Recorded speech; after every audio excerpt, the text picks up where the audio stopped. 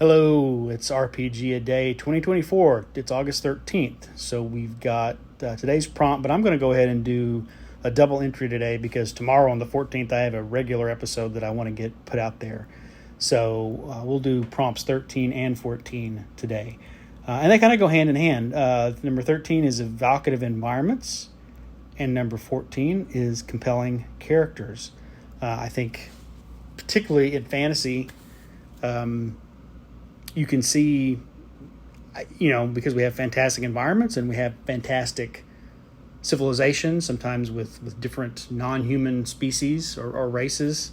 I think you can that's rich for role-playing games. I tend to think more of fantasy and science fiction literature that you might inspire role-playing games. Although the one that immediately comes to mind, though, are actually the Drow in Forgotten Realms, which come from D&D and then have been written up in novels that then can re-inspire D&D. Particularly, of course, the big famous one is Drizzt Do'Urden. Of course, we see when we first meet Drizzt, he's not in the Underdark. He's in Icewind Dale. Although Icewind Dale itself is a very evocative environment, being much a land of tundra, to me, Icewind Dale is always, I think, supposed to somewhat be analogous to Alaska, with sort of, it's for cold, long winters, tundra. It's up there. A lot of it's in the Arctic area of the Forgotten Realms, and these sort of rugged pioneers that are miners and homesteaders and things like that. So that's definitely a very evocative environment. And the first book in the Icewind Dale trilogy, the Crystal Shard, I think really sets a very good setting Drizzt is kind of the main character. That's certainly one of the books where it's much more of an ensemble, the cast of characters. I mean, I think originally Wolfgar was intended to be the main character, but as R.A. Salvatore went on, Drizzt sort of emerges as the main character. If you go back and reread the Crystal Shard, it's really more like they're co-main characters. And then, of course, Drizzt from that point on took center stage. But then a lot of the later novels and then the first three in the series, which are actually prequels to Crystal Shard, again, you get a very rich description of the Underdark environment of the Forgotten Realms and how that affects what the Drow and the other species that live down there, their lifestyles, and of course, just materials they use to produce their food and their buildings, their houses, things like that. So I think that's one that's out there that's very evocative. Trying to think of other places where the environment and the characters kind of are very compelling and there's a strong interaction. I think if you read The Hobbit and The Lord of the Rings, although not a lot happens in the Shire. Of course, both of those begin in the Shire and end up in the Shire. The way the Shire works and the way that the hobbits live in the Shire and how that informs their culture and their lifestyle and their worldview and things like that, I think that's very evocative as well. The other one I think of a very compelling character and about their environment, Conan.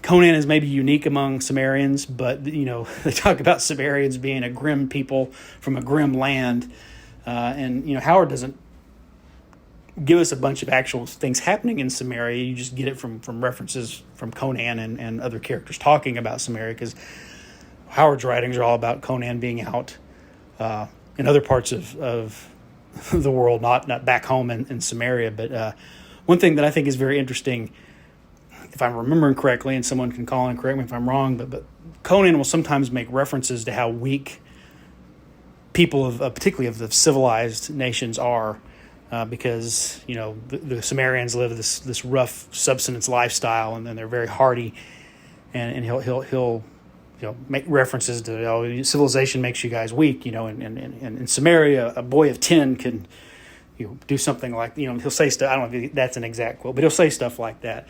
And they never really say, how exceptional is Conan as a Cimmerian? Is it like if you were to lead a horde of Sumerians out of Samaria, would they just completely annihilate any other cultures or civilizations of the Hyperborean age? Because, or the Hyborian age, because you really never know how does Conan stack up against other Sumerians. We only see him against non-Sumerians, and he'll sometimes mock them about, you can't even do things that everybody in my homeland can do, right?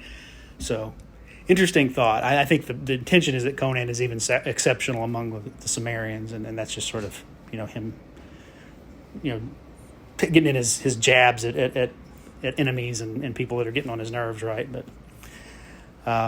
and then finally, again, not so much with games, although this certainly has influenced a lot of other fantasy and many other made its way into role-playing games. I think of Elric of Melniboné, and again, we get a little bit of his time in Melniboné to understand how it shapes, and then he, like Conan, proceeds to sort of wander about the world for the rest of his saga. But and it's not so much, if you go read, I think Melniboné, Moorcock gives us more of a, he describes the structures they live in and their castle and the sort of decadent, lifestyle of the Melnibonéans. And I think with there, it's not so much the environment in terms of, mountains versus ocean versus forest. I mean, they're on an island, which certainly affects the way their civilization works. But you get a very rich description of Melnibonéan culture and society, and sometimes when Elric reflects back on that, there's a phase where he has to contend with the spirit of his departed father for a period later in the cycle, and there's a little more insight into the nature of Melnibonéans and stuff like that. So again, it is a character. Elric is a very complex, compelling character who is very much shaped by this fantastic environment that he grew up in, and like Drizzt Do'Urden, which I think Drizzt has a heavy amount of inspiration from Elric. The thing that drives Elric is a rejection of that. This is it's kind of been a longer one for today, but I am covering two topics. I think I tried to weave them in there together. So thanks for listening. Again, full episode is scheduled for tomorrow. I'll talk a little more about Tales of the Valiant and field some calls that have stacked up. But until then, take care of yourself and try to make somebody happy today.